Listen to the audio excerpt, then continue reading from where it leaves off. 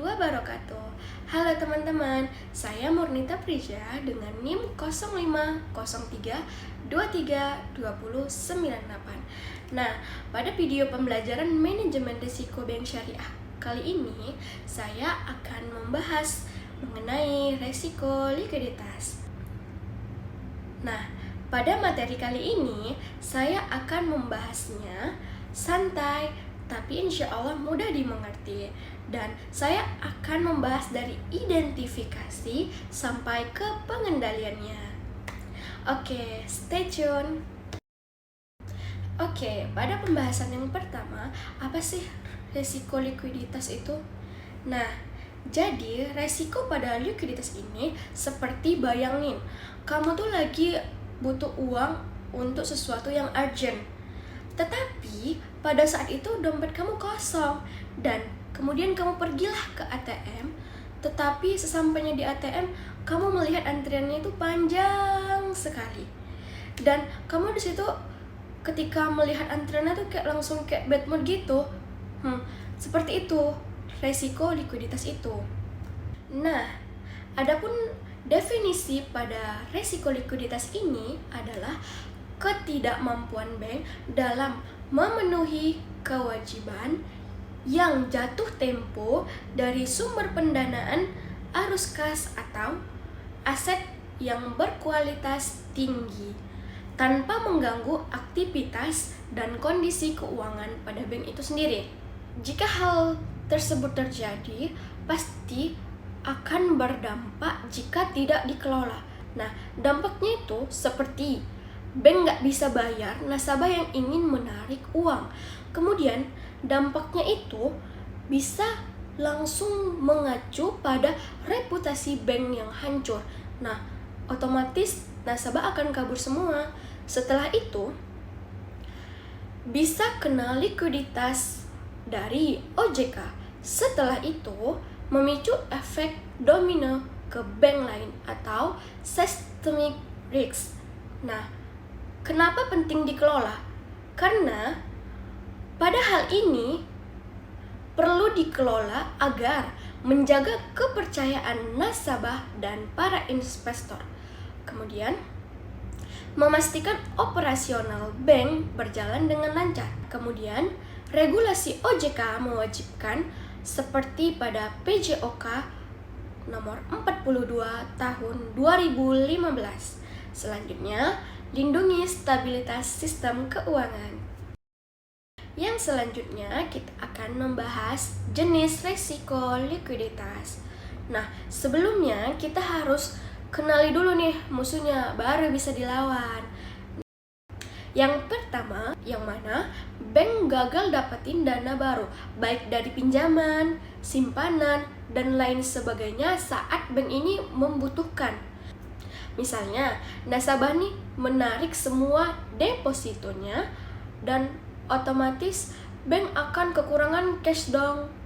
Oke, yang kedua itu, bank ini nggak bisa jual aset dengan harga wajar dikarenakan pasar lagi sepi atau asetnya susah dijual pada saat waktu yang dibutuhkan itu cepat.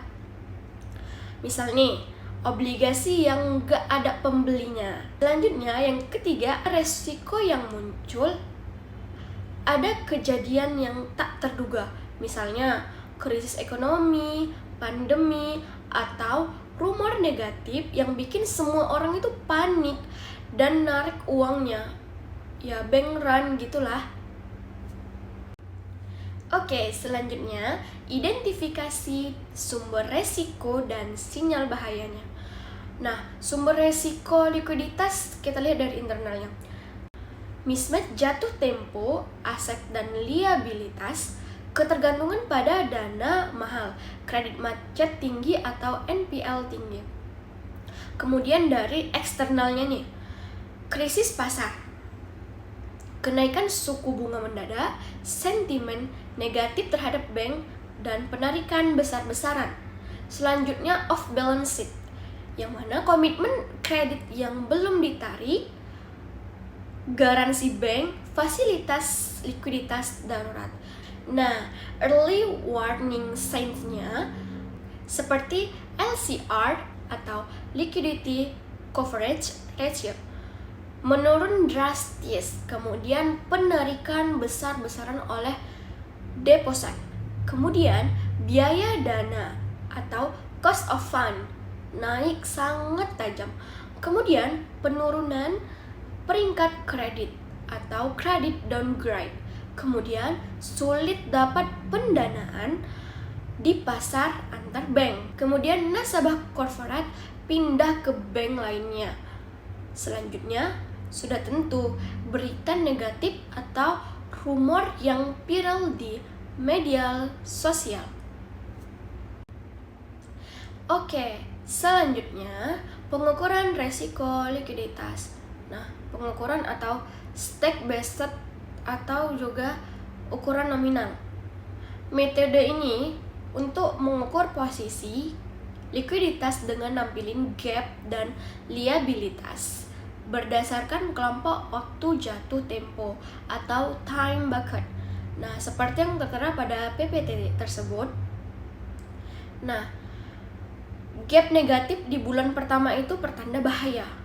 Bank perlu siapkan buffer likuiditas ekstra untuk periode saat itu. Stake based cocok untuk snapshot posisi likuiditas saat ini, seperti yang tertera pada PPT ini. Nah, pengukuran nominal atau rasio kunci Basel III, LCR dan NSFR merupakan dua jagoannya pengukur likuiditas versi internasional. Nah, LCR atau Liquidity Coverage Ratio rumusnya seperti yang di atas. Nah, yang artinya bank harus punya aset likuiditas berkualitas tinggi yang cukup buat ngecover kebutuhan 30 hari ke depan atau kalau terjadinya krisis.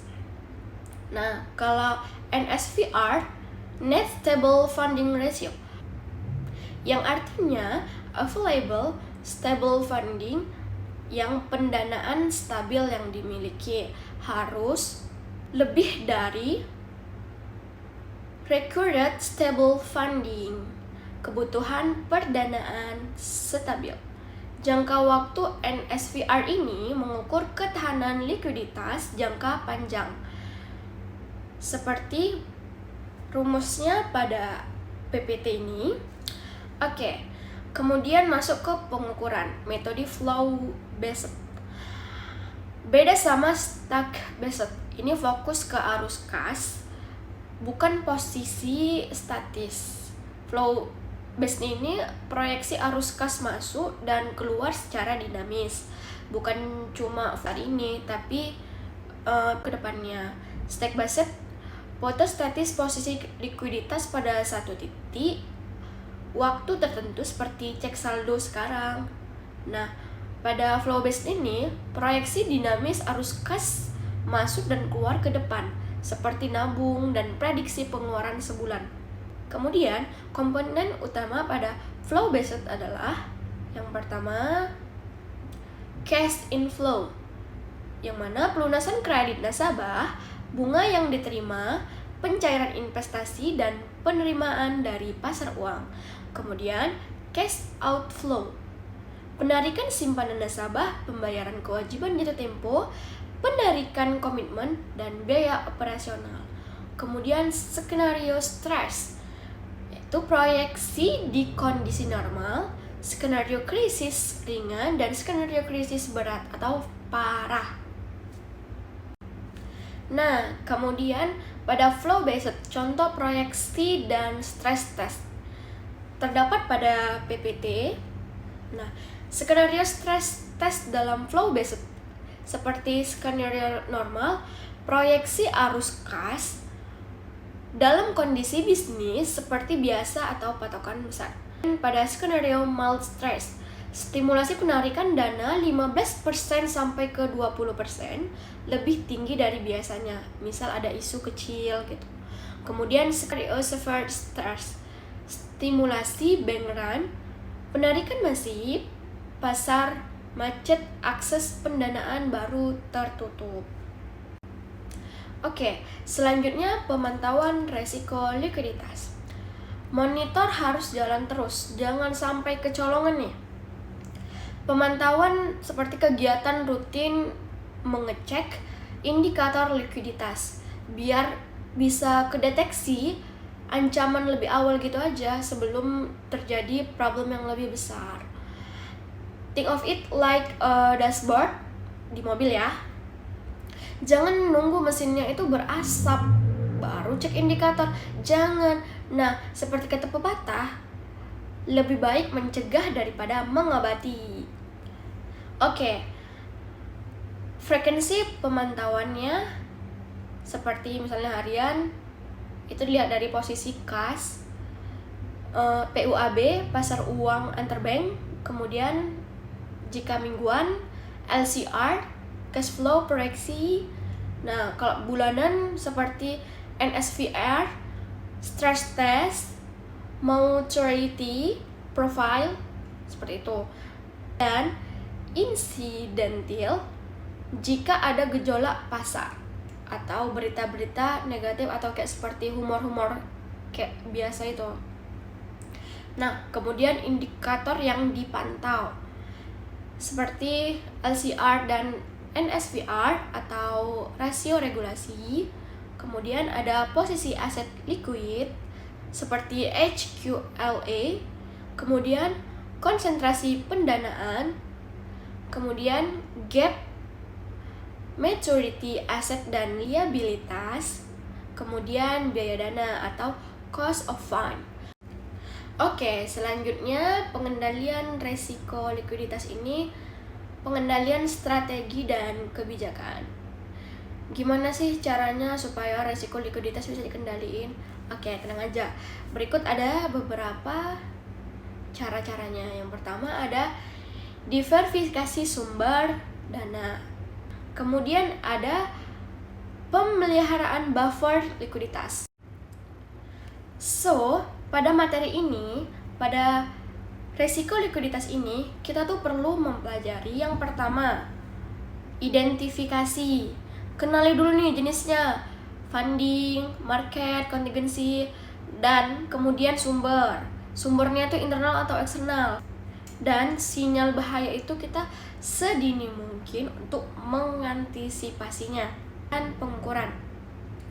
Pakai stack based LCR, NSFR, atau gap maturity. Nah, untuk snapshot dan flow based-nya yang proyeksi arus kas plus stress test untuk dinamika ke depan. Kemudian ada pemantauan, monitor rutin, hariannya atau bulanannya. Gunakan dashboard dan early warning system, laporan tepat waktu ke OJK dan manajemen. Pengendaliannya, diversifikasi dana, jaga buffer HQLA, atur maturity, siapkan CFP, dan pastikan ELCO, rapat rutin buat ambil keputusan strategis. Nah, jadi resiko likuiditas itu bukan untuk ditakuti, tapi harus dikelolakan dengan baik. Dimulai dari identifikasi, ukur, kemudian pantau, baru deh dikendalikan.